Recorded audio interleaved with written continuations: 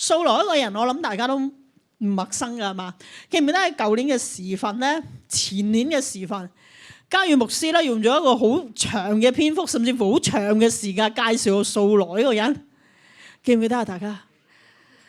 唉，係咪好遙遠嘅事咧？係嘅，冇錯，唔緊要。OK， 再嚟講多次。嗱，掃羅呢個人都幾巴閉嘅。嗱，點巴閉法咧？佢假假地都係唔係佢真實嘅，係一個咧，即係以色列第一個王，第一個膏立嘅王。當撒母耳嗰陣時作為一個祭司帶領住以色列人嘅時候咧，突然間一班人咧睇見咧周邊啊各種地方都有王，佢哋咧就對撒母耳要求咗一個王。佢話：點解其他人都有王去統治佢哋，點解我哋冇嘅？我哋要王。咁當然啦，真真正正統治以色列人個嗰個係耶和華上帝喎。你而家要一個人去統治你哋，咁撒母耳就好唔情願地將件事話俾耶和華聽啦。咁啊，當然耶和華神已經知道咗啦。咁就對撒母耳講咗一句説話，佢話：呢班人唔係厭棄你，係厭棄我。哇！其實呢句説話都幾大罪嘅喎。佢唔係厭棄一個人，佢係厭棄一個神喎。而厭棄一個咧帶領住佢哋咧，即係出埃及嘅，帶領住佢哋經歷過唔同戰爭賜福嘅一個神，佢厭棄佢喎。哇！呢個真係好大件事㗎，你諗下。但係呢班人咧竟然夠膽做，咁當然啦，耶和華就話俾撒母耳聽。叫佢為佢哋立一個王，即係而且講清楚晒立王之後有嘅事情發生。咁呢班人都話：係，我哋真係要一個王啦。咁好啦，就立咗一個王啦。咁立呢個王就係掃羅，亦都係以色列嘅第一個王。咁呢個王係真係即係初頭耶和華神去立佢嘅時候，係真係有佢嘅特質，有佢嘅好好嘅地方嘅。喺邊度可以睇到咧？喺撒母耳記上第9章開始睇到，第9、第10章就開始介紹掃羅呢個人。咁但係喺佢嘅一生裏邊，好似似乎發生咗好多唔同嘅事情嘅。咁尤其是咧，大家當去讀今次呢段嘅聖經裏邊，啱啱讀到15章中間第10節開始嘅時候咧，你哋一路睇到23節，你會發覺咦，有啲嘢唔對路喎。神開始話：我厭棄呢個人做王，我後悔啦。我唔要佢啦，因為佢做咗一啲唔啱神嘅心意嘅嘢。咁究竟個人喺佢生命裏邊，明明係一個神好愛嘅一個人，或者好賜福嘅一個人，點解突然間變成一個即係完完全全係好似即係好被神去厭惡，甚至乎去完完全全係一個悖逆嘅一個人呢？有啲嘢係值得我哋作為一個借鑑嘅。第一樣嘢作為我哋嘅借鑑就係咩呢？就係神嘅俾人嘅勇氣同人心底裏邊嘅不安恐懼。掃羅係一個咩人呢？如果我哋要係由第9章開始呢，首先介紹呢唔係掃羅先嘅，介紹佢阿爸先嘅。咁呢度講到佢阿爸咩？佢阿爸係咧其實便雅憫支派嘅，同埋咧佢阿爸叫基士，係一個咩人呢？係一個大能嘅勇士。嗱，有啲譯法咧就叫做大財主，因為好有錢嘅，係一個有錢人嚟嘅。咁好啦，而咧形容掃羅係咩咧？掃羅係繼承咗佢父親，係一個咧好聰慧，係一個咧好健碩，係一個咧亦都係一個好謙卑，同埋係一個咧好乖巧嘅一個少年人嚟嘅。咁掃羅由第9章嗰度去睇嘅時候咧，佢有咩咁好咧？第一樣嘢。話到佢係一個靚仔同埋一個高大嘅一個人嚟嘅。第9章開始講啊，真係不得了啊！第2節形容佢係咩呢？又壯健啦，又俊美啦。喺以色列人中咧，冇一個能夠同佢相比嘅，身體比眾人係高出一個頭。大家睇下一個外形不得了啊，係咪？高大威猛，有錢，呢啲係咪叫高富帥？係嘛？又高大又靚仔，仲要有錢添，係嘛？哇，型啊，正啊，係嘛？係喎，係咁喎。你見到佢，你都吸引啦，係嘛？哇，又靚仔喎，係嘛？首先好悅人眼目先，係咪？第一樣嘢好講真嘅，大家係咪先？係啦。但係第二樣嘢咧，佢做事係點咧？做起事上嚟好認真嘅，好認真同埋好體貼。話說咧，曾經咧出現過一件小事，就喺仍然喺第9章發生嘅。佢阿爸唔見咗幾頭驢，即係幾隻啲驢仔啦。咁就咧派咗佢去揾。咁佢跟住咧去到咧，即係去咗好遠嘅地方去揾，但係咧都揾唔到，即係冇辦法揾到啊！咁佢開始咧就點算咧？揾唔到啦，揾到天黑都揾唔到啦。咁跟住咧就同阿僕人講啦，不如咁啦，我哋翻去先啦。如果唔係阿爸咧會仲唔係掛住嗰幾頭驢，係掛住我啊！都唔知我走咗去邊咁樣，咪仲弊咁樣。嗱，佢做事係好認真嘅，唔求其嘅。而喺一件事上邊咧，佢僕人咧係俾咗一個意見，話不如咁啊，我哋話點樣揾唔到啦，不如我哋去揾一個神人。嗰個神人就係撒母耳。咁就係咁樣同撒母耳認識同埋相遇嘅。咁跟住咧，掃羅咧又會去接納咗人嘅意見，好謙卑、好謙厚嘅一個人。去到第9章尾嘅時候咧，當耶和華神話俾撒母耳聽話，嗱，我揾到一個王啦，就係咧掃羅，佢會嚟揾你噶啦。掃羅見到佢嘅時候話，真係得啊！耶和華神揀嘅人，高大靚仔，哇，完全得，同埋個人係好，最緊要好。個人成個人咧係一個好謙卑嘅人。點睇得出佢嘅謙卑咧？當撒母耳話俾佢聽話，喂，你將會成為以色列人嘅王喎。撒母耳第一個反應係咩咧？第一個反應就係話，唔係，掃羅第一個反應係咩咧？第一個反應就係話，冇可能啦！你知唔知我個支派便雅憫支派係以色列支派中最少嘅，仲要我家族喺呢個支派裏邊便雅憫支派最細嘅一個家族，而我亦都係最細嘅一個，有乜咁嘅資格去做一個王？有乜咁嘅資格？冇玩啊！但係當撒母耳要認定佢嘅時候話唔係咧，耶和華咁講，佢要你，佢立你做一個王。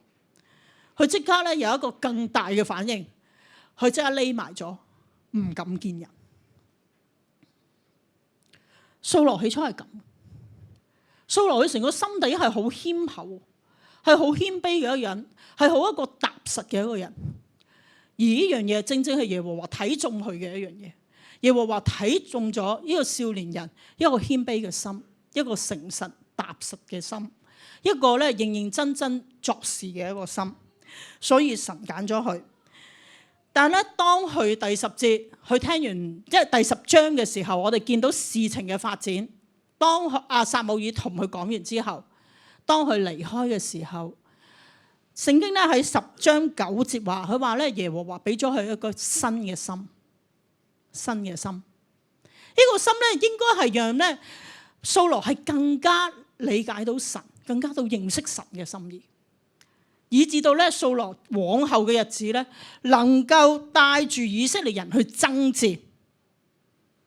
嗱，我哋去到呢度去睇嘅時候，喂，好冇得頂啊！個人係嘛，又好又有勇氣，係嘛，又心地善良，好好啊！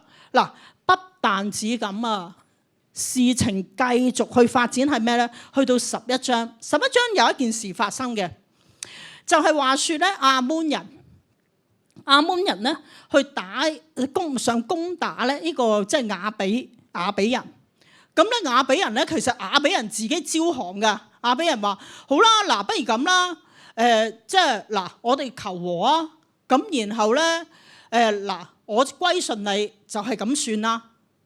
但係跟住咧，當亞捫人同佢哋提出一個條件，亞捫人亞拿轄提出一個條件，佢話唔得，除非你哋每人咧嚟，即係聽日呢個時分嚟到，然後咧將你隻右眼去俾我哋挖咗出嚟啦，我哋咧就去咧知道你啦，你真係歸順我哋啦。佢提出咗一個不合理嘅條件。當其時亞比人咧完全咧聽完嗰個條件震撼咗，而且驚咗。咁跟住咧就向以色列人去求救。睇下有冇人會幫佢。當其時去到揾到掃羅，掃羅王聽見件事，掃羅有咩反應呢？嗰陣時仲未做王喎，仲係依然係一個咧牧羊嘅少年人，佢有咩反應呢？佢即刻話：點解會有一件咁嘅事發生㗎？點解可以咁惡㗎？咁好啦，佢做咗一個行動，佢做咗一個好厲害嘅一個行動，就當年咧以色列人即係士師做嘅一個行動。佢攞咗一隻牛出嚟，然後將呢隻牛咧係切開咗一塊塊，切咗12塊，又分批咧俾咗唔同咧以色列支派嘅人，向佢哋提出一樣嘢。佢哋話：如果你哋每個支派嘅人唔出嚟跟從撒母耳同埋掃羅嘅時候咧，你哋嗰啲牛就好似啲牛咁，我將會係咁樣對付你哋。所以呢班人咧係驚得滯咧，完全咧耶和華神咧就將班人嚇到不得可了，以至到一班人咧全部人走晒出嚟去幫亞比人，而係擊敗咗亞捫人。喺當其時嘅掃羅係有一份咁嘅勇氣，係有一份咁嘅勇氣去帶領住以色列人去打佢哋嘅敵人㗎。呢個就係掃羅。當其時掃羅係帶住一份嘅心，就話我依靠耶和華咪得咯，我哋係耶和華天地嘅主嘅神，喂，我個僕人嚟噶嘛，我哋係去揀選嘅子民啊嘛，點容許其他民族係咁樣放肆噶？所以嘅話，佢帶領住以色列民去經歷咗好多戰爭，但係似乎去到第15章或者去到第13章，其實就已經出咗事啦，就開始咧係啊成為咗王嘅掃羅，好似開始有一啲偏離啦，會驚人啦，會怕人跟唔跟從佢啦，會怕人咧係咪再係咁樣去愛戴佢啦，所以佢就做出咗一啲咧令神好唔喜悅嘅事情，例如去私自去獻祭。嗱，當其時咧要介紹少少嘅以色列嘅一個規矩。能夠咧聽到神嘅聲音咧有3種人嘅，當其時舊約邊3種啊？先知、祭司、士師唔計住，君王，3類人，君王、先知、祭司。嗱，佢哋個職務係分得好清楚噶，佢哋係好清楚分出嚟噶。君王負責咩噶？君王負責係有政治嘅權力噶嘛，有一個實權喺度噶嘛，調兵遣將或者帶領以色列人出去打仗噶嘛，一個君王係咪？但係祭司同埋先知咧，祭司係負責咩啊？獻祭，即係話宗教上或者道德上嘅嗰個範疇噶嘛。所以其實喺以色列歷史裏邊咧，君王同一個祭司先知咧係有一個好大嘅衝突喺度。因為成日會有一啲事情係會發生咗嘅。先知係講緊咩啊？先知同埋祭司係會點啊？係接收神嘅信息啊嘛，接收神嘅説話，然後去警告呢個君王做得啱定話做得唔啱，或者係警告以色列人你應該點行路噶嘛，係嘛？咁所以嘅話，你諗下成個國力、成個權力鬥爭嘅國力會係出現咗嘅。咁所以當撒母耳本應係負責獻祭嗰個，而家掃羅去攞咗一個位份去做嘅時候，去做咗獻祭呢個事情就係唔啱。所以當其時耶和華神亦都係話好啊，去做得唔啱，去做一啲違反咗嘅嘢。違反咗嘅嘢背後係咩原因先係重要？係因為怕人嘅離開，怕人唔跟從佢，呢個係重要。由第13章開始。去到15章啦，15章如果我哋咧睇前少少，剛才讀咧係第10節開始嘅。如果第1節去睇嘅時候，就係其實耶和華神咧係叫掃羅帶領住以色列人咧去攻打亞瑪力人嘅。因為當其時咧喺出埃及嘅時候，亞瑪力人咧曾經咧係即係對呢個以色列人咧做過一啲唔好嘅嘢，所以咧耶和華神就對佢講啦：好啦，你依家去攻打一個亞瑪力人啦，同埋一個班亞瑪力人真係一班惡人嚟嘅，所以你去打佢哋啦。打嘅佢哋嘅時候，要有一樣嘢做嘅，就係你要滅盡晒一切嘅嘢，包括人。所有人要滅盡，所有嘅畜生要滅盡，即係一樣嘢都不留，係滅盡嘅，係講得好清楚嘅一個吩咐，就喺第1節至到第9節開始講嘅。但係點知咧，掃羅有冇做咧？冇做到。佢聽咗一句説話，照去打仗，但係都係打贏啦，有神嘅保守啊嘛，打贏咗。但係佢唔知點解，嗱真係唔知點解嘅喎，憐惜咗當其時嘅亞瑪力王亞甲，冇殺到佢，而且憐惜咗係上好嘅牲畜，上好嘅牲畜，即係啲比較肥美嗰啲啊，全部留低晒；啲瘦弱啊、殘嘅全部殺晒，就係咁啦。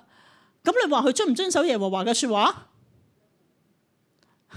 呢啲就叫唔遵守，冇一半，冇一半，冇一半啊！你知唔知罪嘅意思係咩啊？弟兄姊妹，希伯來文罪嘅原文係咩啊？罪嘅原文就係講緊你去射箭咁射唔中紅心，即係得一點啊！即係紅心得一點啫，即係得一個範圍嘅啫嘛。你射唔中就冇啦，唔係話射中隔離唔係少啲分啫。係咪冇所謂啦？加埋埋係咪都多噶嘛？唔係，罪就係咁。你射唔中紅心就係罪，即係你對唔準一個説話就係錯。呢個就係耶和華神所俾嘅標準。所以當其時一個好地地嘅一個好好嘅少年人，有晒一切好好嘅特質，但係喺呢件事上邊，喺攻打亞瑪力人呢件事上，佢違背咗神嘅命令。親愛弟兄姊妹，你有冇諗過乜嘢令到咧？作為一個皇帝，作為一個已經咁即係除咗神之外，就係佢嘅咯。乜嘢令到一個王佢變咗質嘅？神俾晒一切好處佢嘅，你睇下。一王喎，佢擁有一切嘅權力嘅，係嘛？佢擁有晒一切嘅嘢噶，佢擁有晒一切嘅榮耀，佢擁有晒一切嘅聲譽，係應該佢帶領住以色列民噶嘛？神俾佢有勇氣，係嘛？神俾佢有策略。你知唔知以色列人點打仗噶？大家知唔知啊？以色列人係唔使打仗噶，你試下睇下，唔係我吹噶，你睇翻舊約，你以色列每一場仗啊，你睇列王記上下，睇得好清楚噶。以色列人嘅打仗就係問神，一係嗱好啲人問神，一係神叫佢，一係咧佢就話神啊，有人嚟攻打我，求你保守啦，求你真係俾我哋戰勝啦。真係佢咁講，佢祈禱，佢好好祈禱嘅。咁神就話好啦，你記得你通常叫明日嘅明日早上你就去邊度啦？真係去打仗，然後跟住點樣形容啊？每一場戰爭就話神使到敵軍消化，消化嘅意思即係唔係腸胃好好啊，個心消化 OK。神使到敵軍個心消化，突然間驚咗，好戰驚，好似死啦死啦，有人殺過嚟啊咁樣。然後班人突然間會走開噶，班人突然間見到人就驚啊。然後就打贏咗一場仗啊！一係都唔知彈邊度彈啲人嚟嘅，有神嘅使者喺地方埋伏，咁冇得玩啦，係嘛？神嘅使者喎，係嘛？神嘅使者你邊有得玩啫？然後嗰班人就係跟住打死晒啲人啦，使乜打死㗎係咪？唔係，你睇每一場戰事真係好有趣味性嘅，大家。以色列每一場賽事，即係戰事都係咁啊！有一場戰事做離譜啊！你知唔知啊？即係講嚟笑下都好啊！咁啊叫人叫話好啦，嗱，明日你叫晒啲祭司啊，着晒啲祭司袍，佢哋啲祭司袍好惹氣嘅，係長袍一件，長到拖晒地。咁跟住咧隻袖又長啊，諸如此類，叫成班祭司喺度着晒袍，然後咧大鑼大鼓咁樣有晒樂隊喺度演奏，又一全部集合喺個山上邊，跟住成班人好浩浩蕩蕩咁樣，全班都係樂團咁樣出咗嚟，跟住又點咧？跟住就開始敬拜讚美啦，咁就贏咗場仗啦！大家係真嘅，即係雖然我講到好似笑話咁，但係聖經真係咁記述每一場戰事嘅。但係當我哋去睇嘅時候，神使到掃羅王有勇氣、有計謀，個心堅定。以色列人如同一人咁樣去望住嗰個爭戰，有神喺當中，乜嘢都唔使驚，係令到掃羅嘅成個心安穩嘅，有着一份嘅榮耀，作為神膏立王嗰份榮耀。但係人掃羅當佢嘅目光去轉移去人嘅身上邊嘅時候，去怕人走，去怕人唔再愛戴佢，人將佢嘅心從神裏邊帶嚟咗，人將掃羅帶去咗一個更加黑暗嘅地段裏邊，而一個係掃羅選擇嘅。親愛的弟兄姊妹，我哋有冇諗過掃羅點解作為一個王，個心裏邊有一份嘅懼怕？有冇諗過？驚人喎，哇人啊咁啊，點解有一份咁嘅懼怕咧？我哋有冇一份嘅懼怕？神賜平安，人賜恐懼。人嘅要求你會覺得無休止嘅。佢今日你覺得你做得好好咩？佢下一次想你做得更好。你對佢10樣嘢好咩？只要你有一樣嘢唔係好順意啫，佢就覺得你唔好，係嘛？可以係咁噶。咁點解我要順從人啊？我有一個神，讓我心裏邊有平安。我有咩事，原來佢嚟睇我，佢聽我嘅禱告，佢讓我心裏邊有平安，佢俾力量我。親愛弟兄姊妹，我想話咧，我哋個上帝好真實嘅。我講嘢唔係口號嚟嘅，聖經唔係一口號嚟嘅，唔係話你啊，我哋個神勁啊！勁咁樣，唔係口號嚟嘅，即係我哋嗰啲宣召唔係口號嚟，我哋要成為一個即係點樣榮神益人嘅秘密，唔係口號嚟嘅，係因為實實在在我哋就如此去經歷呢個上帝係真係咁真實同埋豐盛，係可以同佢講，可以好坦白同佢講，可以好無拘無束同佢講，神啊，我真係好擔心啊！佢唔會去睇小你，唔會去踐踏你。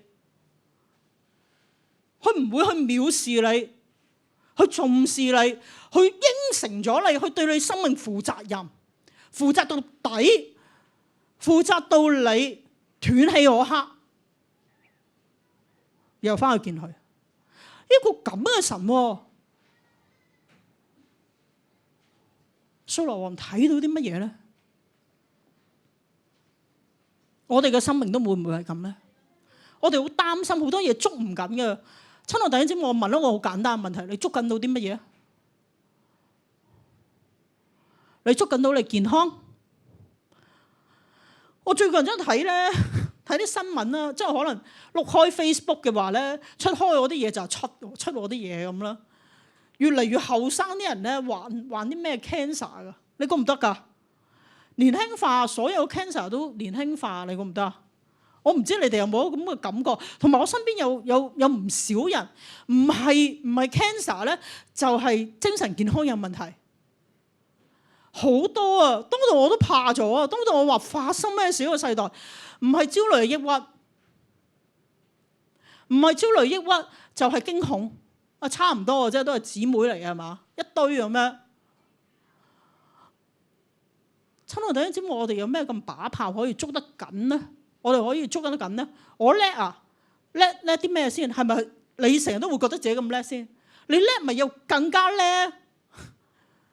叻一定係有比較㗎，唔係咩叫叻？係嘛？我比邊個叻啊嘛？係嘛？弟兄姊妹，我哋個神喺我哋生命裏邊點呢？一個能夠俾我哋安穩，一個能夠俾我哋勇氣，能夠俾我哋有力量，能夠保守住我哋，拖帶住我哋嘅神恩，我哋有冇去真正去依靠佢？嗱，唔代表人唔需要努力 ，OK？ 即係神教我哋要努力嘅，但係我哋努力係咪可以就係得咧？我哋攞努力之後都可以唔得噶，係嘛？唔係話努力就得㗎。但係我哋個神係點咧？弟兄姊妹，我哋清醒啲，我哋問下今日我哋點解唔去？即係頭先敬拜好好，頭先敬拜主席喺度話：喂，我將我親我哋啲，我哋係咪將自己交俾神？係咪原來神就係成為我哋一切嘅保障？係咪我今日我真係要將自己交俾你？我真唔係好得㗎，我知道唔係好掂。我哋係咪真心想去交俾佢咧？呢個係第一樣嘢。第二樣嘢，人嘅慾望同埋神嗰個命令心意。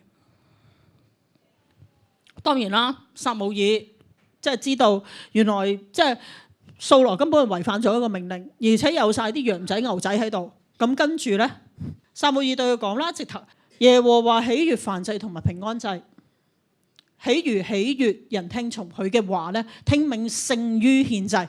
係咪？我哋成日好熟㗎一節，聽命勝於獻祭，順從勝於羔羊嘅脂油。係咪？背逆嘅罪與行邪術嘅罪相等，環境嘅罪與拜虛神同埋偶像嘅罪相同。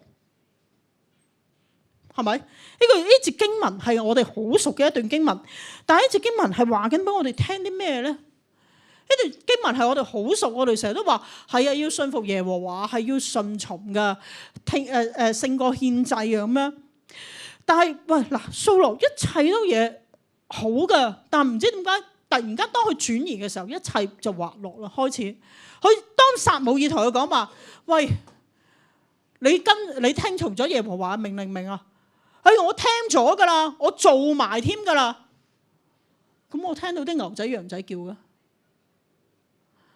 我啲啊，我啲因為啲百姓咧，我啲百姓中意我上好嘅羊仔牛仔啊，所以咧諗住留翻唔好嘥啊嘛，嘥咗咪即係殺咗咪好嘥咯，係咪啊？咁肥嘟嘟，咁然後咧我哋諗住去吉架一笪地方咧獻祭俾神啊！哇，真係好漂亮係咪？講得點解夠膽講嘅喺個祭司同埋先知面前？你諗下。即係對住一個撒母耳喎，唔係對住一個潘嘅即係平民老百姓喎，能夠咁講，撒母耳叫佢收聲，然後就開始講點解你要叛逆？獻祭真係獻祭，耶和華噏咩㗎？嗱，掃羅做緊啲咩咧？掃羅第一樣嘢係唔認㗎，係嘛？掃羅唔係即刻招認㗎，掃羅係企圖去掩飾佢自己一切嘅罪過㗎。一個人偏差咗嘅時候，佢唔肯面對住自己嗰個嘅缺點同埋嗰個嘅弱處嘅時候，佢只會將另外一個大話冚上去，然後去推卸佢自己嘅責任，掩蓋佢自己一切嘅無能。掃羅就話唔關我事，係我啲百姓中意啊。咁佢中唔中意啊？冇忘記佢一個王都冇殺，亞甲冇殺到，憐惜亞甲，竟然唔知發生咩事。然後咁就去做咗，跟住就好開心，帶晒啲肥牛啊、肥羊翻嚟，然後就好似仍然覺得自己啱啊！你估撒母耳唔講嘅時候，耶和華唔出口嘅時候，會唔會覺得自己啱啊？一定會覺得自己啱。呢個就係掃羅喺當其時嘅狀況。咁跟住當然啦，喺呢個嘅情況底下，撒母耳一定出聲，因為神出咗聲。聽命勝於獻祭，獻祭係當其時咧，當其時有五祭。嗱，邊五祭咧？燔祭、素祭、平安祭、贖罪祭、贖愆祭。舊約嘅五祭喺呢個利未記裏邊好清楚可以睇到嘅五祭。呢五個祭係代表緊啲乜嘢咧？燔祭係代表緊咩咧？燔祭咧，我哋知道獻上嘅話係牲畜。咁燔祭係代表緊，嗰隻牲畜係代表咗，即係代替咗人所犯嘅罪，或者神所唔喜悅嘅嘢，就係即係用嗰隻嘅牲畜去獻上咗俾神，以至到咧能夠使到自己能夠去有一個無虧欠嘅良心咧，去到神嘅面前，能夠侍立喺神面前，然後討神喜悅嘅，呢個係燔祭嘅意思。平安祭咧係講緊好似感恩祭咁。即係譬如我哋嘅奉獻啊，就係其實奉獻係界分為就係當其時嘅一個平安祭，就係一個感恩嘅祭，獻上俾神嘅，當立嘅就俾神。嗱，呢兩樣嘢咧係講緊咧係當其時嘅人個個都知噶啦，就係咁樣獻祭。但係話喂，係咪呢樣嘢獻祭係咪最重要嘅一樣嘢？係我哋需要獻祭，但係更加需要嘅就係我哋獻祭背後嗰個態度。點解要有一個獻祭嘅儀式啫？就係因為要提醒人需要對神嗰份嘅敬畏啊嘛，需要對神嗰份嘅尊崇同埋信服啊嘛，以至到係不停去提醒人有呢個嘅心態嘅。所以佢話聽命勝於獻祭啊，聽命即係聽神嘅命令啊，勝過你做表面嘅功夫啊。咁當其時神嘅命令係咩？耶和華嘅命令係非常之清楚，你就去將一個亞瑪力人唔該全部除滅完，所有嘢滅晒去就得噶啦。幾清楚，冇灰色地帶噶。嗱，唔係睇下佢好冇人先，佢有冇做過啲乜嘢要做一批審查先，冇，滅啦，清晰不過啊。有咩唔清晰啊？好清晰啊！呢個就聽命啊！親愛的弟兄姊妹，我哋今日聽唔聽命啊？神有咩命令啊？喺晒聖經度嘅喎，係嘛？即係唔係牧師加上去啊？我哋唔夠膽係嘛？係就係喺聖經裏邊啊，講晒出嚟嘅，神嘅命令講晒出嚟啦。睇舊約唔明啊，舊約屬於以色列人 ，OK， 新約啦。咁當然唔啱啦，一定要新舊約一齊睇啦，係嘛？全面噶嘛。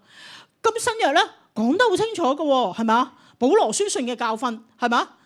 耶穌基督嘅教訓 ，OK 唔清楚唔緊要，我哋有得幫你，我哋有聖經課，我哋有查經，同埋我哋嚟緊嘅有一個嘅信仰嘅課程，幫大家，歡迎大家再一次報名。你話我上過㗎啦，唔緊要，係咪？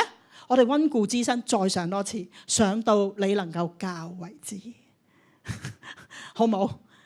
我哋一係做教人嗰個，一係做受教嗰個啊嘛，啱㗎。我哋嘅召命係咁嘅 ，OK。咁所以大家密切嚟緊呢個課程日期 ，OK。哇，簡直植入式廣告，我覺得自己做緊 OK。好啦，聽命就係咁啊！我哋真係需要聽命。我哋有冇好好睇聖經啊？唔係我哋點聽命啊？我哋係咪咧鼓勵大家，即係新一年，我哋好好睇下神嘅話語啊！我哋唔能夠喺去到神面前話我唔識啊，冇噶，一定鬧死啊！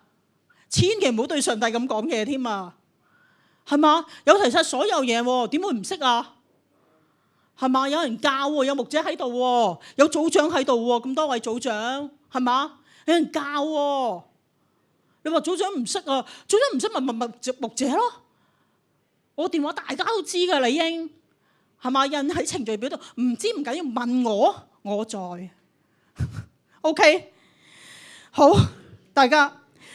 當其時就係咁嘅狀況啊，唔聽命，然後撒母耳再下一城啊，悖逆嘅罪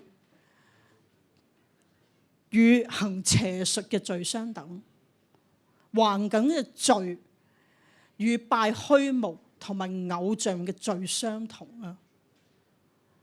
親愛弟兄姊妹，呢度講緊咩咧？嗱，悖逆同埋橫梗咧，喺希伯來嘅字眼裏邊咧，係講緊咧就係一個咧堅持己見嘅態度，同埋一個咧自己想做嘅行動，即係都係講緊咧自己有一個咁嘅心態，覺得有一個咁嘅主張，我就去做啦。所以悖逆同埋橫梗係好相似噶，一個就直頭橫梗係直頭做埋一個行動出嚟。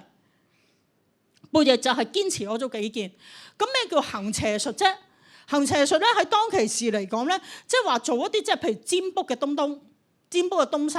咁咧喺當其時嘅占卜係點咧？佢哋咪有啲掛紋嗰啲咁嘅嘢嘅，類似咁啦嚇。依家都係咁噶嘛，即係咩求咩籤啊，又有個籤文喺度嘅，即係可以係咁噶嘛。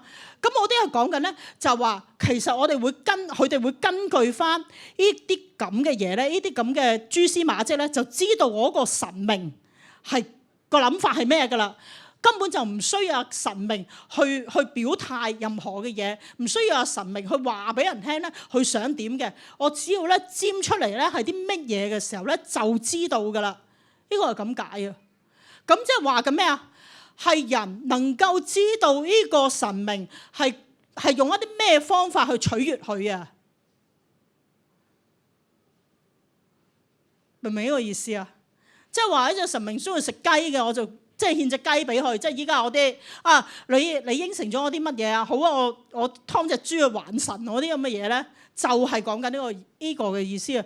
咁如果係還緊嘅罪，同埋呢個拜虛無同埋偶像嘅罪相同，拜虛無同埋偶像嘅罪相同係講緊咩咧？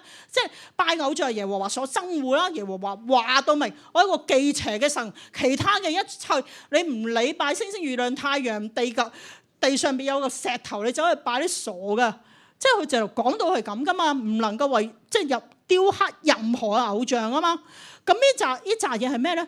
講緊嗰個行動係即係喺當其時嘅人啊，係做咗一個行動，然後咧去獻俾呢個嘅偶像，跟住呢個偶像就因為受到呢啲咁獻物，所以咧就要作出一個保守住啊、保佑佢嘅行動啦。你明唔明啊？嗱，依家好熟悉㗎係嘛？即係劏隻雞還神，或者應承佢我咩？總之唔知燒啲咩俾佢啦，咁佢就要保佑你啦，係咪？嗱，真係會有噶嘛？喺當其時就係咁啊！弟兄姊妹，我哋其實都幾熟悉下嘅一啲咁嘅舉動，係嘛？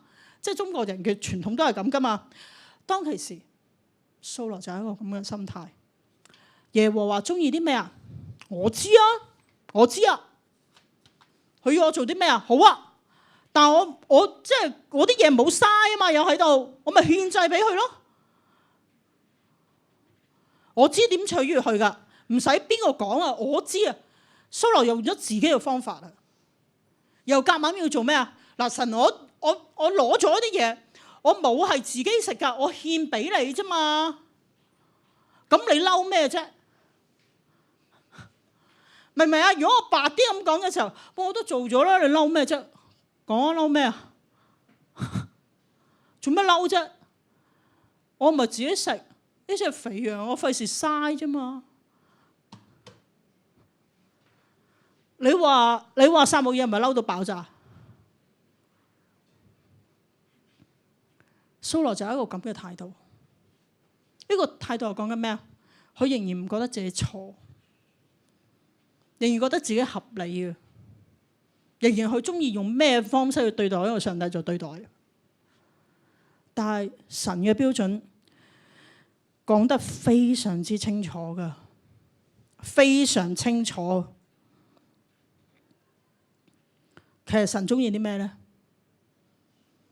親愛弟兄姊妹，今日神中意我哋啲咩咧？嗱，如果我問呢個問題，你噏唔噏得出啦？你自己噏俾自己聽。神中意你啲咩？中意你做啲乜嘢啊？中意你做啲乜嘢？你覺得神就好開心啊？開心唔不得可了。今日我哋唔使拖隻嘢出嚟，係咪好唔得掂啊？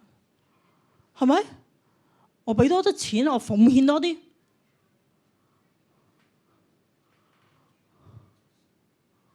神中意我哋咩？中意你做啲咩啊？具體啲，越具體越好啊！我聽話咯，聽咩話？聽邊個話？我做好啲咯。咩叫好啲啊？我唱歌唱大聲啲。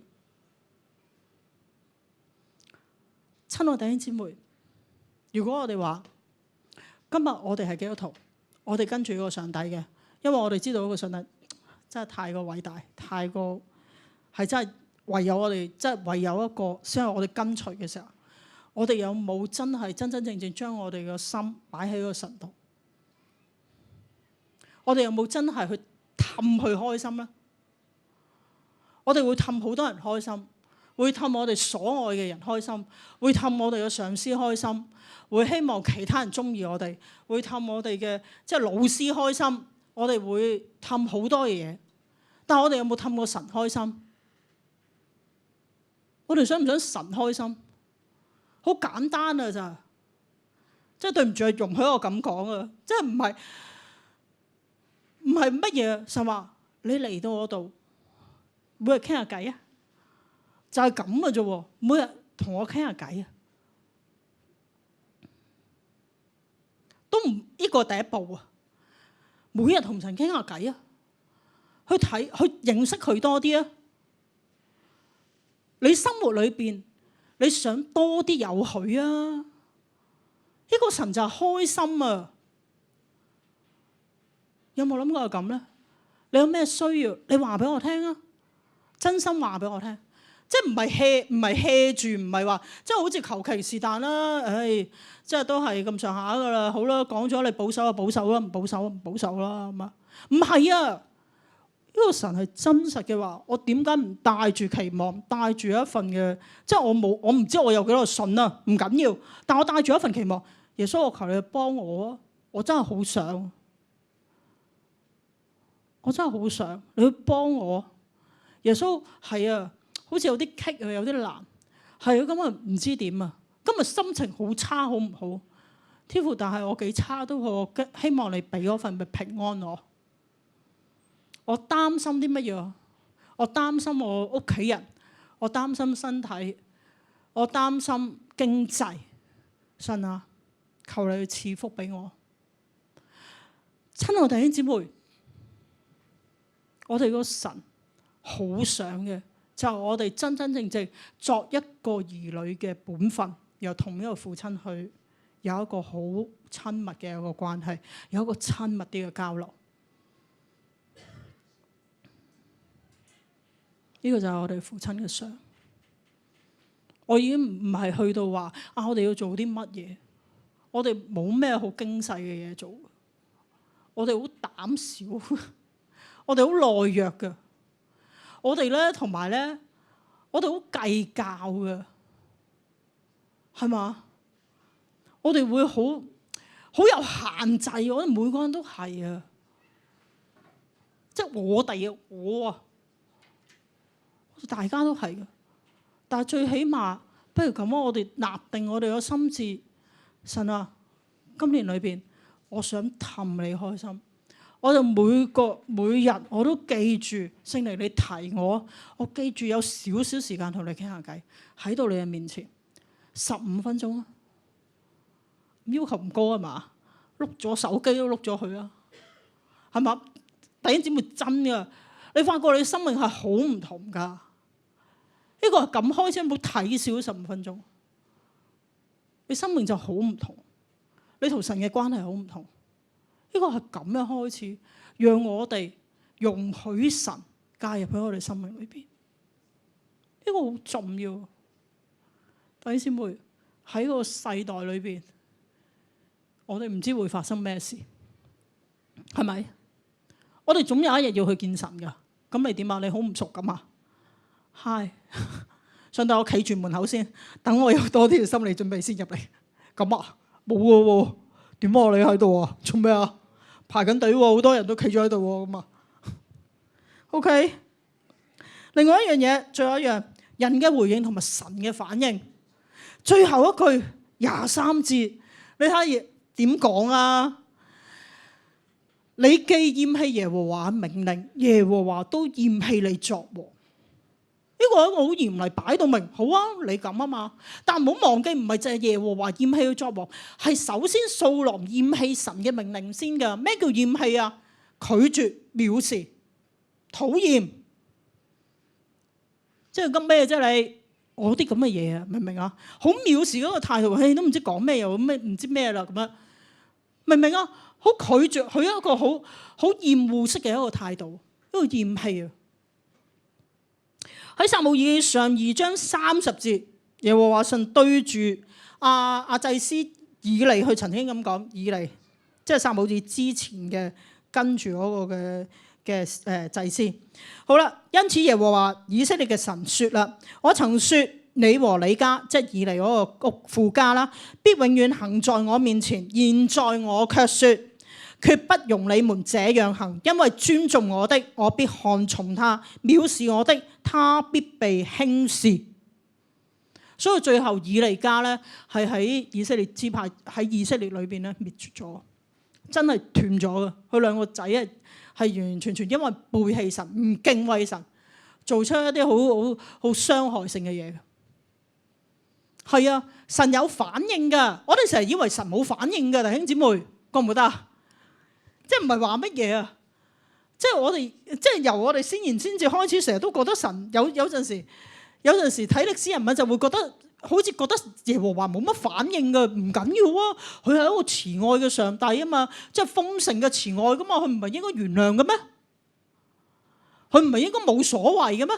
邊個話冇所謂嘅？有原則㗎，聖經好清楚寫到神嘅原則喺度㗎，從來唔係冇反應，因為神係有反應㗎。尊重我、愛我嘅，我就尊重翻佢，並且賜福。藐視我嘅時候，我亦都唔會尊重佢。呢個係神好清楚嘅一個誡命嚟㗎。唔好忘記喺呢個嘅馬太福音喺4福音裏邊啊，有10個童女㗎，蠢咗5個點啊？喺門外哀哭切齒㗎。不忠心嘅僕人點啊？都係被丟棄㗎，係嘛？馬太福音7章21至23節講咩啊？唔係個個話主啊主啊，我就認佢哋㗎，係嘛？你按住自己所做嘅嘢，我唔會認你啊！呢度係講得好清楚㗎，耶穌基督好清楚㗎嗰度，係咪好清楚嘅教導嚟㗎？係咪愛我就遵守我個命令？好清楚嘅教導嚟㗎喎，即係話神有反應㗎，弟兄姊妹，神有反應㗎。神唔係冇反應，唔係由得我哋想點就點，又由得我哋係咁啊咁啊，我哋中意揾下佢就揾，有咩事揾佢就揾。唔該，你一定要應我噶啦，你一定要應承噶啦，因為我揾你喎。哇！發生咩事？親愛弟兄姊妹係咪啊？咪作為牧者，我一定要同你哋講得清楚，我唔會話喺個神冇所謂嚇，你去呼求啦，點都好啊，咩都得。錯，弟兄姊妹，神有佢嘅標準同埋要求嘅，唔係咁噶。我要話俾大家知嘅，因為我哋係好中意自把自為，做咗一啲唔知傷害自己嘅嘢，以為對自己好嘅嘢噶。神係努力去讓我哋行喺個路上，點解啊？係行喺一個正確，係對自己生命好嘅事情上邊啊！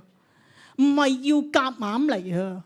唔係為着好似要操控啊！使乜操控嗰個叫做上帝啊嘛？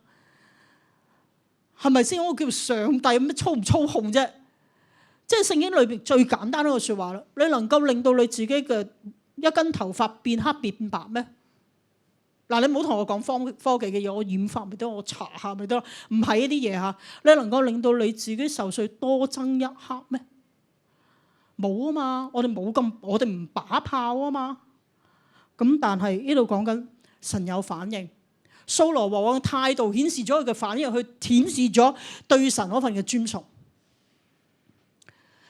同時間呢份嘅表現係令到成個以色列民係尊唔尊重神㗎。弟兄姊妹，今日我哋對神嘅態度，亦都影響咗一啲非信徒，以至到睇到我哋個上帝係咪值得尊重、值得信㗎？你諗下係咪？所以神對掃羅咁講：係啊，你唔尊重我咩？我唔要你做王，就係咁簡單。親愛弟兄姊妹，我哋對神嘅態度係點？我哋今日我哋話信咗。究竟神喺我哋嘅成個人生命裏邊起咗啲咩嘅作用或者反應？我哋揾緊啲乜嘢？我哋嘅生命態度應該係個咩態度？最後落嚟，我想同大家睇一條片嘅，呢個咧係我好中意嘅一個廣告嚟嘅。呢個廣告唔係香港嘅，係啦，但係呢個廣告幾冇宗教性嘅，不過好有意思嘅，大家去睇下。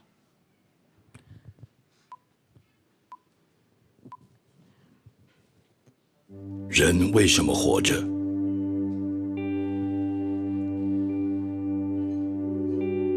為了思念，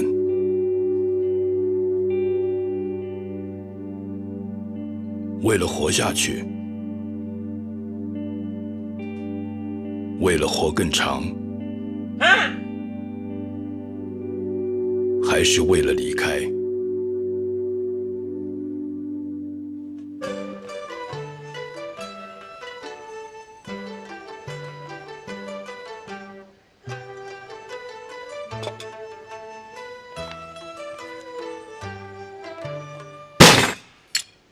去骑摩托车吧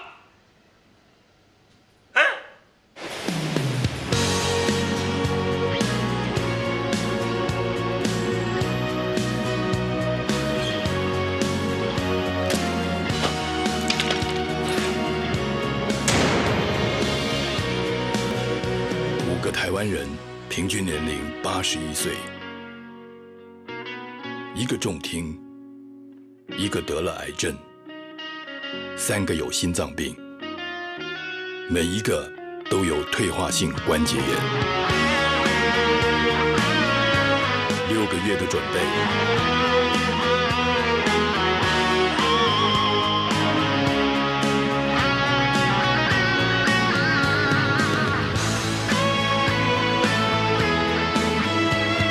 环岛13天，1139公里，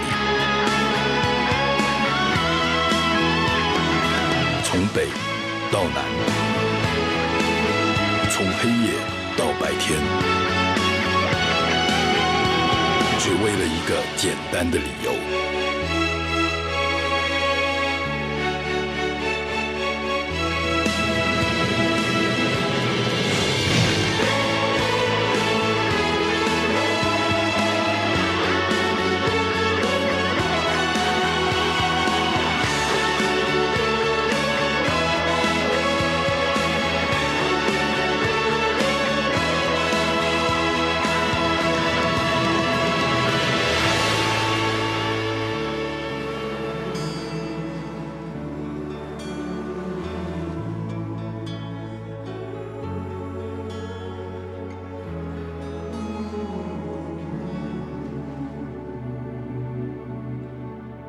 人为什么要活着？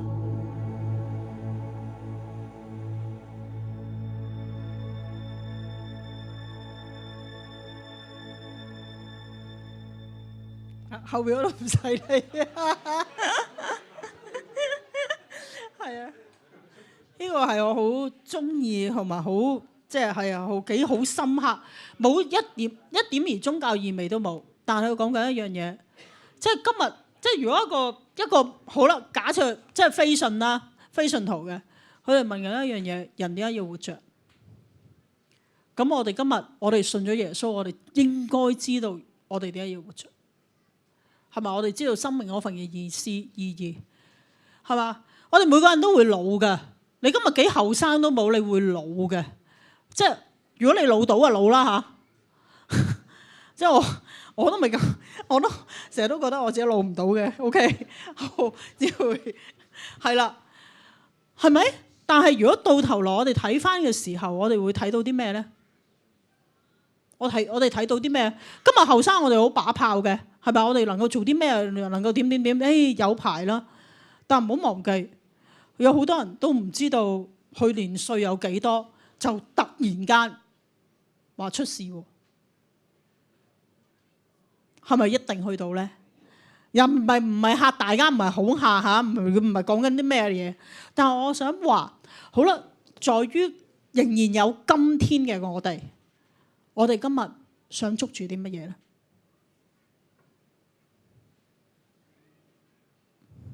大家我哋一齊好好禱告啊！